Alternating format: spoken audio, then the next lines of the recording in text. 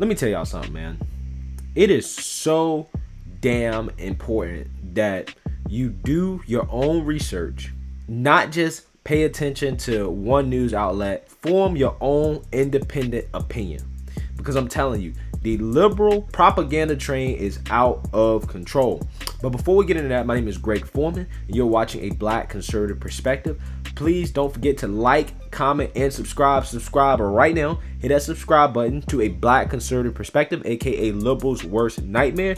And most importantly, share A Black Conservative Perspective. Let's get it. There was a report by ACLED, the Armed Conflict Location and Event Data Project. So they did an analysis of 7,750 of these protests linked to Black Lives Matter. And I hope you guys are ready for this. I have some great news for you guys. A whopping 93% of these protests linked to Black Lives Matter are peaceful. 93%. Which means that only, according to liberal media, 7% out of 7,750 of these protests are violent in nature.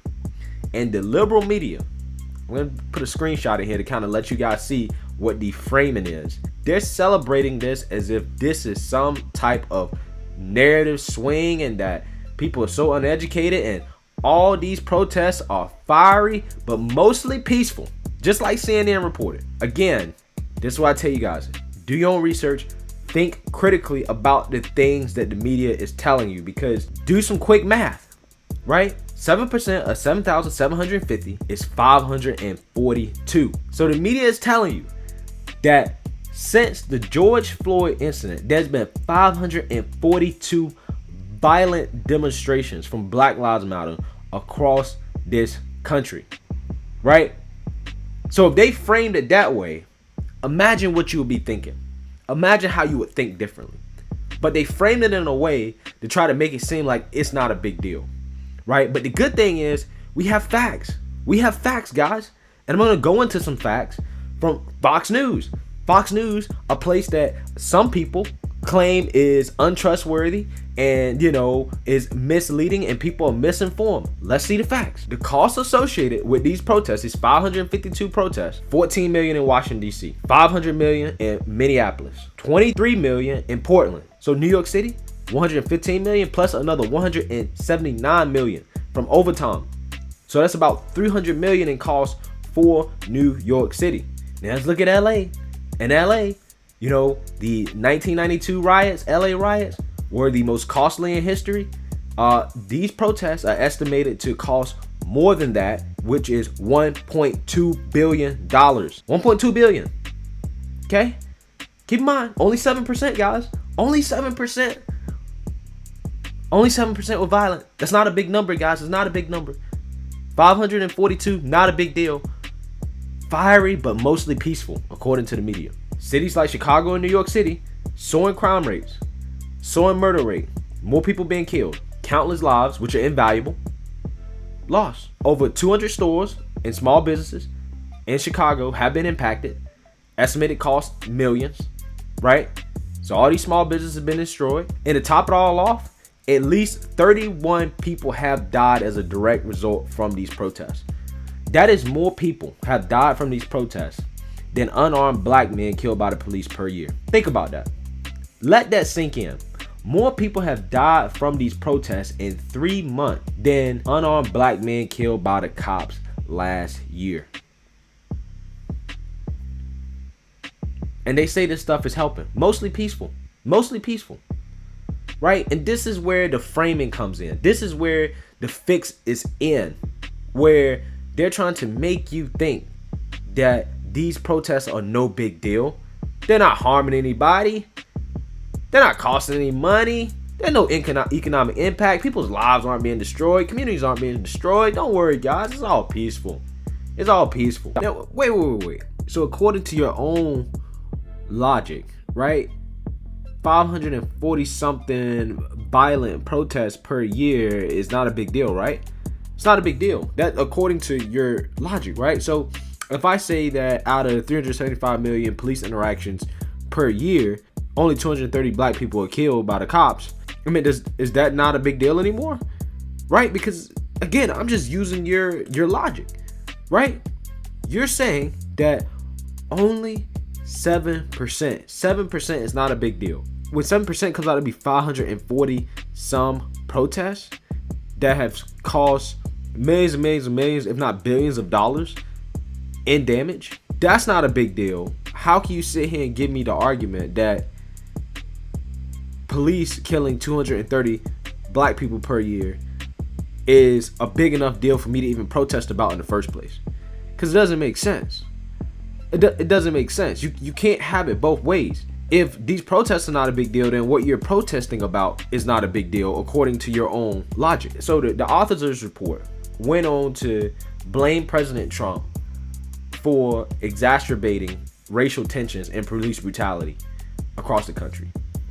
And this is why it just kind of goes off the rails for me. Because President Trump has offered time and time and time again to bring in a National Guard. He's tried to help. These protests are not helping Trump. I don't know where this narrative comes from that the Democrats have put out there that for whatever reason Trump is inciting these protests, because they haven't helped him. Look at the poll numbers. Again, the polls are unreliable, but still, in general, right? If we're gonna rely on the data, the poll numbers are saying otherwise. At least they was back in July.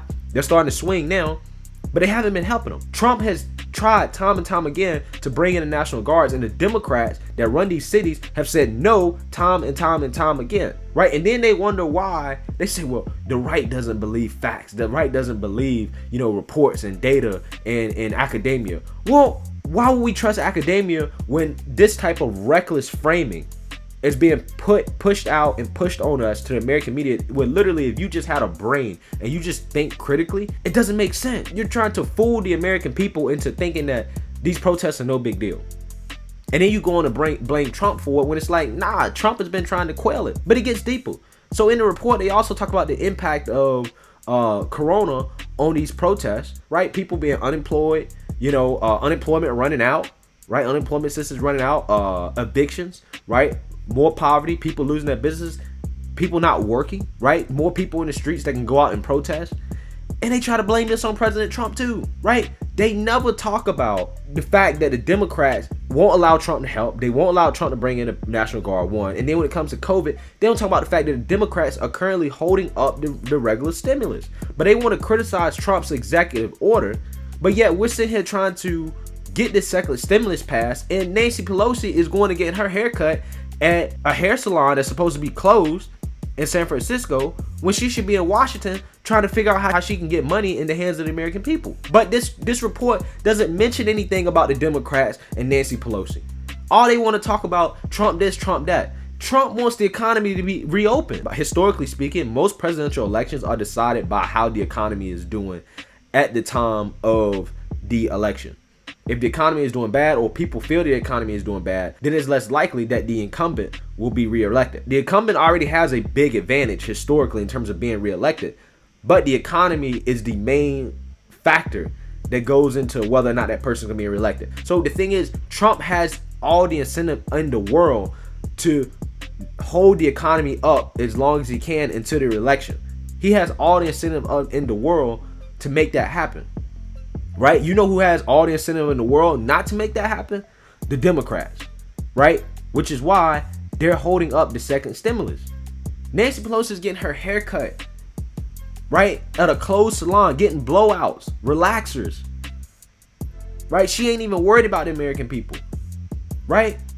When she should be negotiating with the Republicans in Washington about this extra stimulus check, the extended unemployment, and the eviction moratorium, and she should be worried about getting help to the American people that they need.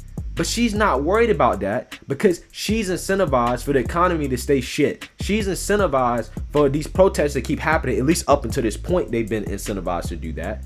In regards to the protests, all the things that they're trying to blame Trump for, the Democrats are incentivized to let happen. And this is why so many people in this country distrust media. So many people in this country distrust academia, because academia will report facts and statistics, but they frame it in a liberal manner, right? And some liberals try to say, well, facts lean left. No, facts don't lean left or right. The way you interpret facts and statistics is where the politicization comes in.